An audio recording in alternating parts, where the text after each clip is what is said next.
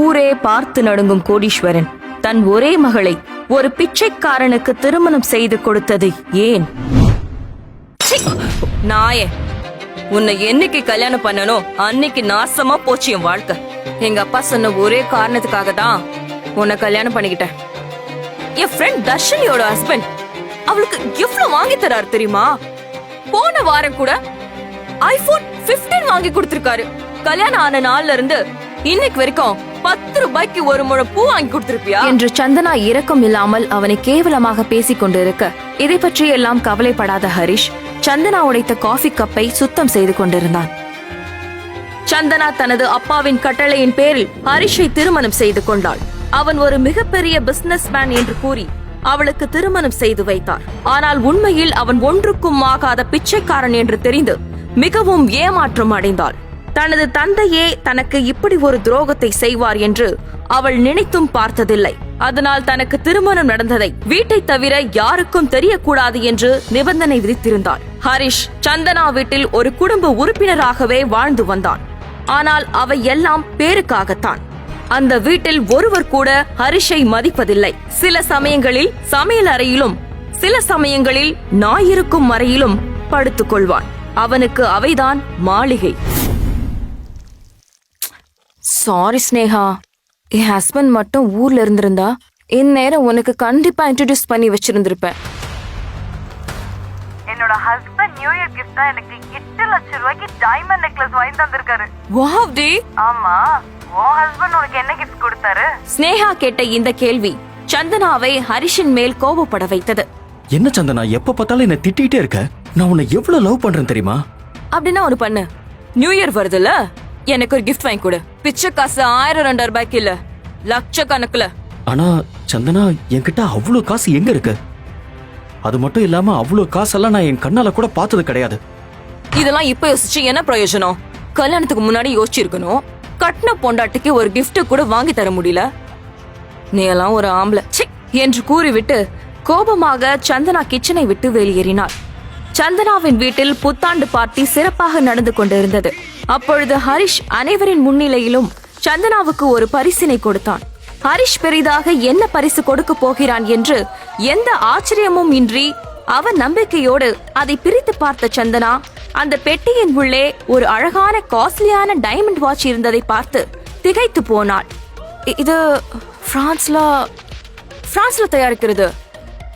டூப்ளிகேட்டா இல்ல திருட்டிட்டு வந்தியா என்று அவனை அசிங்கப்படுத்த ஏமாற்றத்துடன் சிறு புன்னகையோடு திரும்பிச் சென்றான் ஹரிஷ். இதை பார்த்த அங்கிருந்த அனைவரும் அதிர்ச்சியில் இருக்க, சந்தனாவின் அம்மா மட்டும் அந்த பிச்சைக்காரன் ஒரிஜினல் வாட்ச் கொடுக்க வாய்ப்பே இல்லை என்று கூற, அதை பற்றி யோசித்துக் கொண்டே குழப்பத்தில் மூழ்கி போனாள் சந்தனா. மறுநாள் மிகவும் ஸ்டைலான உடை அணிந்து சந்தனா அந்த வாட்ச் ஷோரூமின் கண்ணாடி கதவை திறந்து கொண்டு உள்ளே நுழையும் பொழுது அவளுடைய கையில் இருக்கும் வாட்ச் ஜொலித்தது. மேடம், நீங்க ராஜேஸ்வரன் சார் குடும்பத்தை சேர்ந்தவங்களா? You mean the great businessman Mr. Rajeswaran? Yes. அவரை இது வரைக்கும் யாரும் பார்த்தது கூட இல்ல. உங்க கையில கட்டிருக்கீங்களே இந்த வாட்ச், இது ஒரு ஸ்பெஷல் எடிஷன். இந்த வாட்ச்ல இருக்கிற டைமண்ட் டிசைன் இது எல்லாமே ஒரிஜினல்ல மட்டும்தான் இருக்கும். அது மட்டும் இல்லாம இந்த வாட்ச் நேத்து தான் ரிலீஸ் ஆயிருக்கு. இந்தியாலே பாத்தீங்கன்னா 2 வாட்ச் தான் சேல் ஆயிருக்கு. அதுவும் ராஜேஸ்வரன் சார் குடும்பத்தை சேர்ந்தவங்க தான் வாங்கியிருக்காங்க. அதான் கேட்டேன் மேடம். அந்த வாட்ச் ஷோரூம் மேனேஜர் இவ்வாறு கூற குழப்ப மிகுதியில் அப்படியே அமைதியாக யோசித்தபடி இருந்தார். சில நாட்களில் அதை பற்றி மறந்தே போன சந்தனா அன்று வழக்கம் போல் அலுவலகம் செல்ல தயாரானார். ஏ தண்டசோரு, சும்மா தானே இருக்க வீட்ல? எனக்கு மீட்டிங்க்கு டைம் ஆயிடுச்சு. என் ஃபைல்ஸ்லாம் தூக்கிட்டே உடனே ஆபீஸ்க்கு வா. சந்தனா அசோக்கை கேஷுவலாக ஹக் செய்வதை பார்த்த கடுப்பில் உள்ளே நுழைந்த ஹரிஷை ஒரே சொடுக்கில் வெளியே நிற்க செய்தாள் சந்தனா. எங்க போயிருந்த? நான் உனக்காக 1 hour வெயிட் பண்ணிட்டு இருந்தேன். சாரி அசோக், மார்னிங் வீட்ல இருந்து கிளம்புறதுக்கே லேட் ஆயிடுச்சு என்று சந்தனா பேச பேச அவளை குறும்புடன் பார்த்து ரசிக்கும் அசோக் அவளை கவரும் விதமாக பேச சந்தனா அலட்டிக் கொள்ளாமல் அதை ரசித்துக் கொண்டிருந்தார். என்ன அசோக், ஒரே ஹாப்பியா இருக்க? ஜாக்பாட் ஏதாவது வின் பண்ணிட்டியா? உன்னை விட எனக்கு வேற என்ன வேணும்? நீதான் எனக்கு ஜாக்பாட் என்ற சந்தனா அதை ரசித்த வண்ணம் வெட்கப்பட்டு சிரித்துக் கொண்டிருந்தாள். அவள் வெட்கப்படும் அந்த நொடியை பயன்படுத்தி ஒரு பெரிய கிஃப்ட் பேக்கை எடுத்து சந்தனாவிடம் கொடுத்தான். அதில் என்ன இருக்கின்றது என்று தெரியாமல் சந்தனா ஆர்வமாக அவனை பார்க்க அசோக் அதை பிரித்து பார்க்கும்படி செய்கை செய்தான். அதன் உள்ளே ஒரு விலை உயர்ந்த பிராண்டட் ஹேண்ட்பேக் இருந்தது. இது பாலிவுட் செலிபிரிட்டிஸ் மட்டும் யூஸ் பண்ற பேக். இதோட விலை 60 லட்சம். வாட்? 60 lakhs-ஆ? ம். அப்ப இன்னில இருந்து நானும் ஒரு செலிபிரிட்டியா? இன்னில இருந்து இல்ல, நீ என்னைக்குமே செலிபிரிட்டி தான். அவர்கள் பேசிக் கொண்டிருப்பதை கோபத்தோடு பார்த்து கொண்டிருந்த ஹரிஷ் எந்த முன்னறிவிப்பும் இன்றி உள்ளே நுழைந்தான். சந்தனா, இது ஒரிஜினல் இல்ல, டூப்ளிகேட்.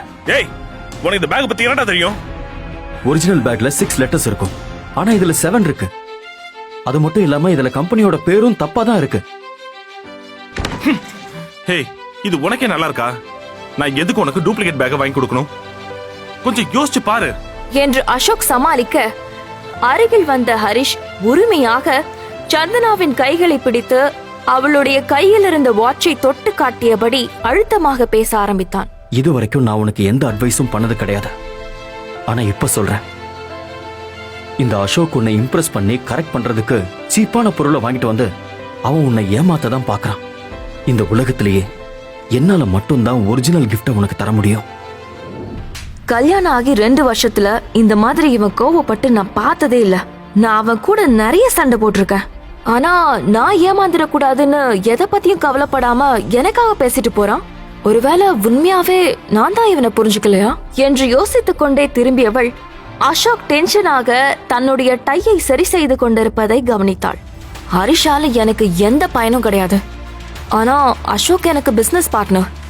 அது மட்டும் இல்லாம எனக்காக என்ன வேணும்னாலும் செய்யற ஒரு பெரிய பணக்காரன். ஹரிஷ் சொல்றது கேட்டு அசோக் பார்ட்னர்ஷிப்ல இருந்து போயிட்டா என்ன ஆகுறது என்று சிந்தித்தவள் கேபினை விட்டு வேகமாக வெளியே வந்தாள். ஏ ஹரிஷ், எனக்கே அட்வைஸ் பண்ற அளவுக்கு வந்துட்டியா? உனக்கு யார் அந்த உரிமையை கொடுத்தா? எப்பவுமே நீ எனக்கு அடிமைதான், புரிஞ்சுதா? முதல்ல இங்க இருந்து கிளம்ப. டேய், என்னடா ஷர்ட் இது? பிளாட்ஃபார்ம்ல வாங்கினது தானே? நீ என் கிஃப்ட் பத்தி தப்பா பேசுறியா? தனது அமைதியை அடிமைத்தனம் என்று எண்ணுவதற்கு பதிலடி கொடுக்க முடிவு செய்தான் ஹரிஷ். ஏ அசோக், நான் சொல்றத நல்லா கேட்டுக்கோ. நான் ஒன்னும் ஆபீஸ் பாயோ இல்ல கார் துடைக்கிறவனோ இல்ல. அப்புறம் முன்னாடி நிக்கிறாளே அவ என்னோட வைஃப். இன்னொரு தடவை நீ என் வைஃப தொட்டு பார்த்த இடத்திலேயே நான் உன்னை செஞ்சிருவேன்.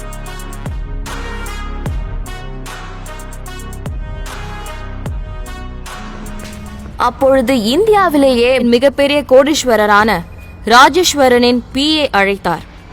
அதை விட முக்கியமான 2 வேலை இருக்கு பிரகாஷ், அதை நீங்க எனக்காக பண்ணி தரணும். சொல்லுங்க சார், என்ன பண்ணணும்? ஹெர்மிஸ் பிராண்ட் லேடிஸ் ஹேண்ட்பேக் எனக்கு உடனே வேணும்.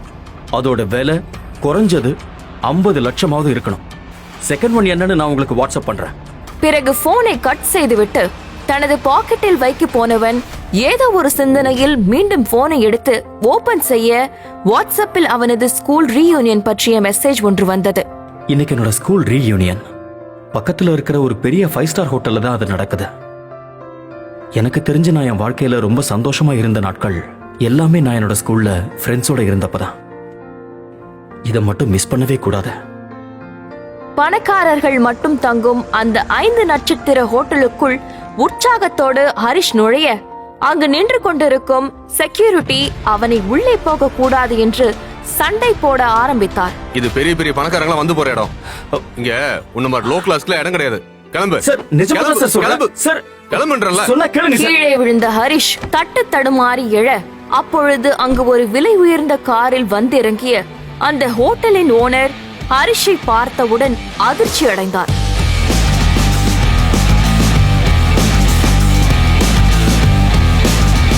Harish sir,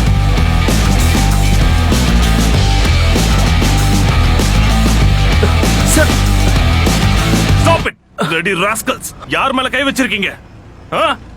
I'll shoot every one of you, bloody. Sir, Harish sir. ஐயோ வேண்டாம் சார், இவங்களுக்கு என்ன தெரியும், விடுங்க சார். வாங்க சார்.